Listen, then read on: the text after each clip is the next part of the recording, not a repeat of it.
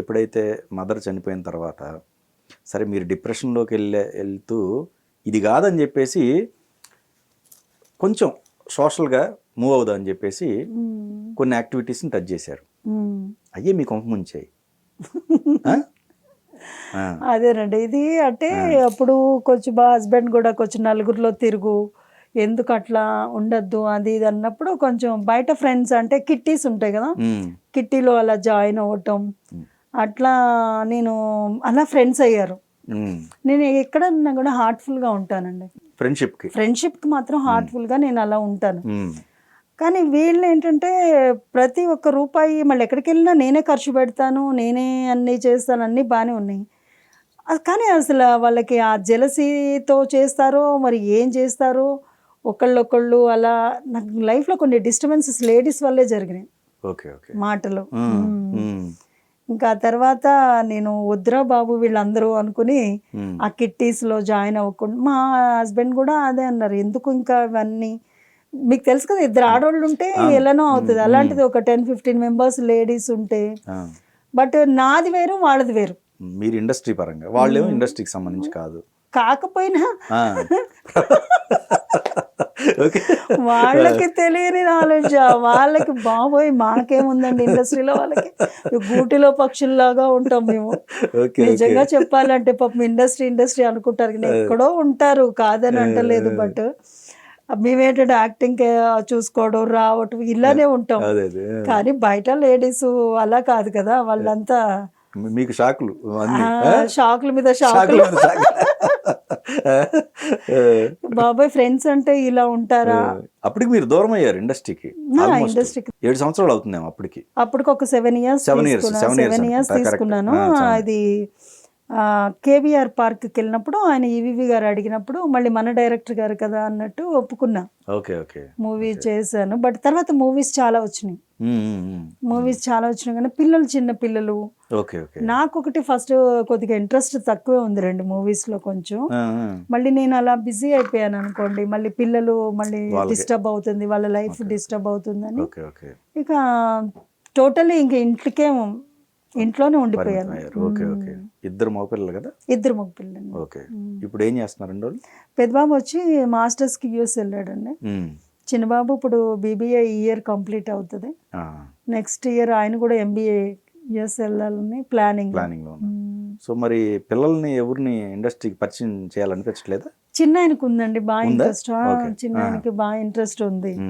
But నేనేం చెప్పానంటే స్టడీస్కి ఎక్కువ ఇంపార్టెన్స్ ఇచ్చాను పిల్లలకి. ఎంబీఏ కంప్లీట్ చేసి ఇంకా అక్కడే మన యాక్టింగ్ నేర్చుకుని మన యుఎస్లోనే అట్లా డైరెక్ట్గా అప్పుడు లాంచ్ చేద్దాము. ఇంకా తన ఇష్టం, అంతేలేండి. ఒకసారి తనకి ఇంట్రెస్ట్ ఉంది, ఒకసారి దింపుదాం, తర్వాత తన అదృష్టం ఎలా ఉంటుందో కదండి. కరెక్ట్. అలా చేస్తామని వాడికి నువ్వు ఎంబీఏ చేస్తేనే కానీ ఇది అవ్వదని చెప్పాను. బాగా ఇంట్రెస్ట్. ఎందుకు మీ మేనల్లుడు ఉన్నారుగా నాగశౌర్య, సక్సెస్ అయిన ఒక హీరో ఉన్నాడుగా మీ ఫ్యామిలీలో. నాగశౌర్య ఎప్పుడు చిన్నప్పటి నుంచా మీ సెట్కి వచ్చేవాడా ఎట్లా? వాళ్ళకి లేదంటే వాళ్ళు ఎక్కువ విజయవాడలోనే ఉండేవాళ్ళు కదా, విజయవాడలోనే ఉండేవాళ్ళు ఎక్కువ. తర్వాతనే వచ్చారు వాళ్ళు హైదరాబాద్. మీ సెట్కి వచ్చేవాడా చిన్నపిల్లడప్పుడు నాగశౌర్య? ఏమన్నా అంత లేదండి, లేదు సెట్కి రావటాలు అలా ఏం లేదు. అసలు వాళ్ళకి ఐడియా కూడా లేదు కదా అప్పట్లో. తర్వాత అయింది. బ్రదరు మీరేగా? ఇద్దరేగా? అన్నయ్య మీరేగా. సో ఒక రకంగా ఆయనకు కూడా అనిపించి ఉంటది వాళ్ళ బాబుని ఇండస్ట్రీకి తెద్దాం. మేనల్లుడు అంటే బాగా ఇష్టం, తనకి కూడా బాగా ఇష్టం. మేనల్లుడు అంటే బాగా ఇష్టం. వాళ్ళిద్దరికి కూడా బాగా ఇష్టం. అది మేమేం చేస్తాం అంటే ఎంబీఏ కంప్లీట్ అయిన తర్వాత కానీ లాంచ్ చేయకూడదు అనేది ఉంది. ఎందుకంటే స్టడీస్ ఇంపార్టెంట్ కదండి. ఇక్కడ క్లిక్ అయ్యాడో చేసుకుంటాడు, లేదంటే అది ఉంది కదా. అదే కరెక్టేలే. అవును కెరియర్ అది అందు గురించి. So Naga Shaurya first film launch అవుతున్నప్పుడు అప్పటికి మీకు ఆ ఫ్యామిలీకి మధ్య కొంచెం భేదాభిప్రాయాలు ఉన్నాయి కదా? భేదాభిప్రాయాలు అంటూ ఏం లేవండి. అన్నయ్య మీరు బాగానే ఉన్నారు, లేకపోతే వదిన బాగాలేదా? రకరకాలు వచ్చాయి. ఇటు వచ్చారు. పాప ముషగారు మంచివారు లేండి. తిప్పి తిప్పి ఇటు వచ్చారు. అంటే ఏమన్నా? బయట న్యూస్ ఇట్లా రకరకాల స్ప్రెడ్ అవుతూ ఉంటాయి. అమ్మ తర్వాత అన్నయ్య సపోర్టే కదా ఆల్మోస్ట్ కదా, లేదా అన్నయ్య సపోర్ట్? ఉందండి, డెఫినెట్ గా ఉంటది. ఆయన కూడా ఎందుకు ఖాళీగా కూర్చుంటో, చెయ్యి కెరియర్ మళ్ళీ ఇది చేసుకో, అది ఇది చేసుకో. అసలు ఎవరి మాట వినలేదు నేను. అన్నయ్య మాట వినలే, అమ్మ మాట వినలేదు, ఎవరు కూడా. కెరీర్ బిగినింగ్ లో అన్నయ్య మీకు తోడుగా ఎట్లా ఉన్నారు? అమ్మ ఉన్నారు అసలు ఆ అన్నయ్య వాళ్ళు మాకు ఇక్కడ లేరండి. ఎక్కువ హైదరాబాద్ లో మేము ఉండేవాళ్ళం, వాళ్ళు విజయవాడలో ఉండేవాళ్ళు కదా. ఓకే విజయవాడలో ఉండేవాళ్ళు. ఓకే. వాళ్ళు ఎక్కువ అక్కడే ఉండేవాళ్ళు. ఎప్పుడైనా హాలిడేస్కి వీళ్ళకి రావటం వెళ్ళటమే తప్ప మాకంత ఇది లేదు వాళ్ళు అప్పట్లో. అప్పటికి మ్యారేజ్ అయిందా? అప్పుడు మీ కెరీర్ అప్పటికి ఇండస్ట్రీ వచ్చేటప్పటికే మ్యారేజ్ అయింది. మ్యారేజ్ అయిపోయింది కదా అన్నయ్యకి? Okay okay okay okay. నాకు 9th లో ఉన్నప్పుడే వాళ్ళ మ్యారేజ్ అయిపోయింది. నాకు 9th లో ఉన్నప్పుడే వాళ్ళ మ్యారేజ్ అయింది. ఓకే. ఇంకా అట్లా ఆయన అట్లా దూరంగా ఉన్నారా? అక్కడ దూరం అంటే అని కాదు కానీ వాళ్ళ ఫ్యామిలీ వాళ్ళు బిజీ ఉండేవాళ్ళు. నేను ఈ మూవీస్ లో బిజీగా ఉండేదాన్ని కదా. అప్పుడప్పుడు రావటం వెళ్ళటం అలా అంతే తప్ప ఇంకా తర్వాత ఇంకా టోటల్ హైదరాబాద్ లో షిఫ్ట్ అయిపోయారు వాళ్ళు. సరే, మరి మేనల్డ్ మంచి సక్సెస్ సినిమాలు చేశారు కదా, చేసినప్పుడు దాంట్లో చేయాలని కానీ ఎప్పుడన్నా అనిపించిందా మీకు? లేకపోతే 1-2 మూవీస్ అడిగారండి నన్ను, వేరే బయట అంటే వీళ్ళ బ్యానర్ కాదు కానీ బయట బ్యానర్స్ అడిగారు కానీ నేను నో అని చెప్పేసాను.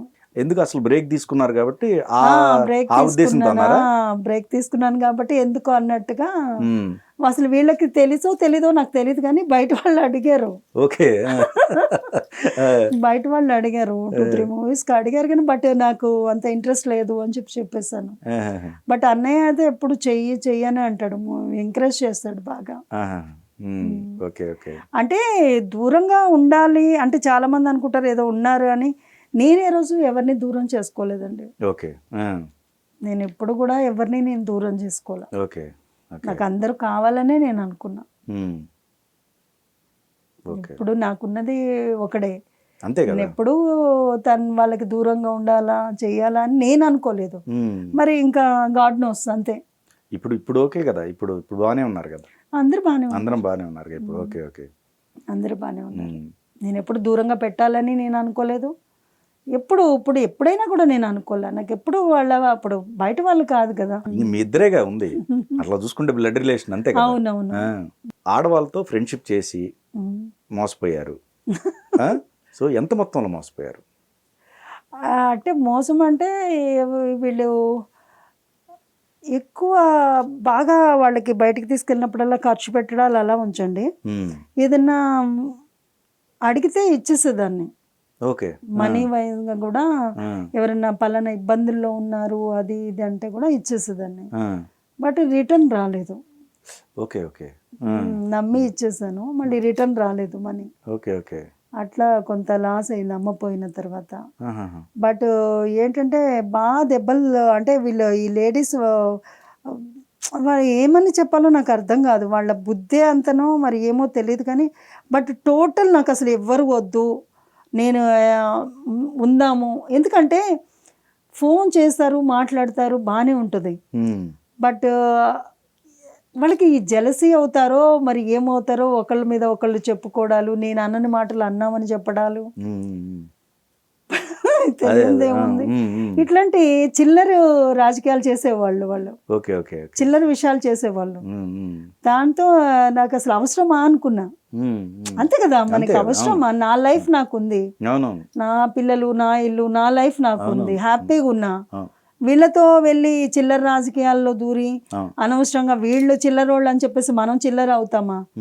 అందుకని అసలు అందరినీ టోటల్ నేను అవాయిడ్ చేసేసి నా లైఫ్ నాకు అంతే. నాకు అసలు లేడీస్ అందుకని అమ్మ దూరం పెట్టిందేమో అనుకునేదాన్ని.